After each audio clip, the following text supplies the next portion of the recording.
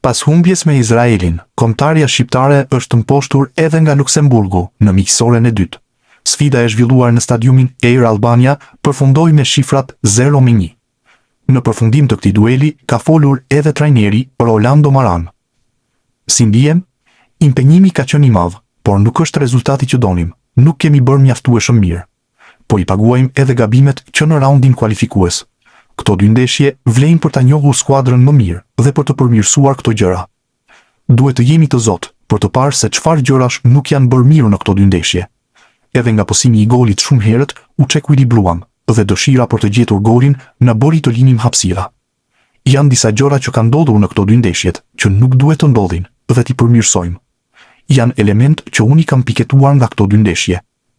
Skema e poshtatshme për lojtarët që kemi, hierarki lojtarësh.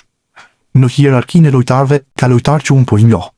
Disa lojtarë kanë ardhur me pak minuta, ka qenë sezoni gjatë, e kemi paguar pak me gjendjen fizike të tyre. Më ka shërbyer po të njohur lojtarët dhe reflektuar mbi ta.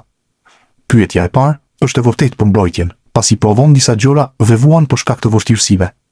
Janë gjëra që duhet të reflektojmë. Janë dy tekste të rëndësishme që më shërbejnë shumë për vazhdimin.